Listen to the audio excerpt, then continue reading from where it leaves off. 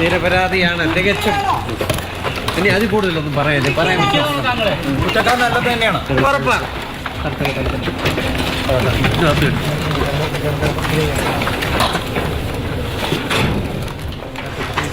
കൂടുതൽ വിവരങ്ങൾ നൽകാനായി ജിബിൻ ജേബി ചേരുന്നുണ്ട്.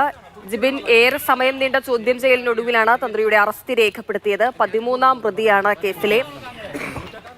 SITയുടെ കണ്ടെത്തലുകളെല്ലാം തെറ്റാണ് എന്ന് ആവർത്തിച്ചുകൊണ്ട് തനിക്ക് കേസിൽ യാതൊരു പങ്കുമില്ല, കുടുക്കിയതാണ് എന്നുള്ളതാണ് ഏറ്റവും ഒടുവിലായി കണ്ഠരര് രാജീവരുടെ മൊഴി വരുന്നത്.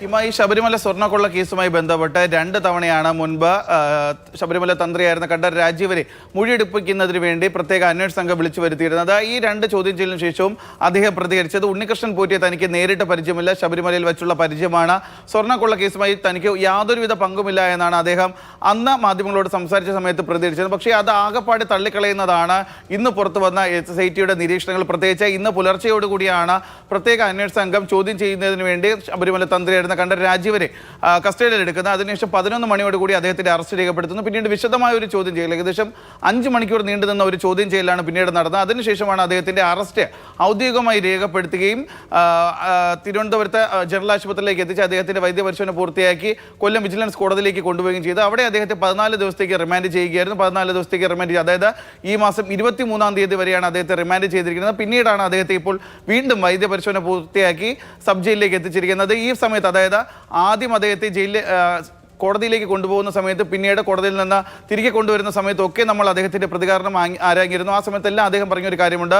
നമ്മൾ ചോദിച്ച അദ്ദേഹത്തിന് ശബരിമല സ്വർണ്ണക്കൊള്ള കേസുമായി ബന്ധപ്പെട്ട് താങ്കൾക്ക് എന്തെങ്കിലും പങ്കുണ്ടോ എന്ന് ചോദിച്ചപ്പോൾ ഇല്ല എന്നുള്ള ഒരു മറുപടിയും, അദ്ദേഹത്തിന് താങ്കളെ ആരെങ്കിലും കുടുക്കിയതാണോ എന്നുള്ള ഒരു ചോദ്യത്തിന് അതെ എന്നുമായിരുന്നു മറുപടി.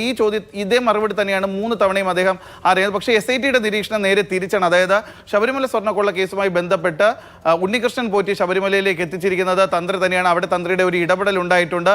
അത് മാത്രമല്ല, ഈ സ്വർണ്ണപ്പാളികൾ പുറത്തേക്ക് കൊണ്ടുപോകുന്ന സമയത്ത് അത് എതിർക്കേണ്ട ഒരു പ്രധാനപ്പെട്ട വ്യക്തി എന്ന് പറയുന്നത് അത് തന്ത്രിയായിരുന്നു. അദ്ദേഹം അതിന് പോലും മുതിർന്നിരുന്നില്ല. അതുമാത്രമല്ല, ഇതിൽ നിന്ന് അദ്ദേഹത്തിന് സാമ്പത്തിക നേട്ടം ഉണ്ടായിട്ടുണ്ടോ എന്നുള്ള ഒരു കാര്യം കൂടി പരിശോധിക്കേണ്ടതുണ്ട്. അതുകൊണ്ട് വിശദമായ ഒരു ചോദ്യം ചെയ്യൽ, പ്രത്യേകിച്ച് അദ്ദേഹത്തെ മാത്രമല്ല ഇതുമായി ബന്ധപ്പെട്ട് എല്ലാ പ്രതികളെ ഒന്നിച്ചിരുത്തിയുള്ള ഒരു ചോദ്യം ചെയ്യൽ കൂടി ഈ കേസിൽ അനിവാര്യമാണ്. അതുകൊണ്ട് തന്നെയാണ് അദ്ദേഹത്തിന്റെ അറസ്റ്റ് രേഖപ്പെടുത്തിയതെന്നും ഇപ്പോൾ 14 ദിവസത്തേക്ക് റിമാൻഡ് ചെയ്തതെന്നുമാണ് ഇപ്പോൾ പ്രത്യേക അന്വേഷണ സംഘത്തിൽ നിന്ന് നമുക്ക് ലഭിക്കുന്ന വിവരം. ഹിമ.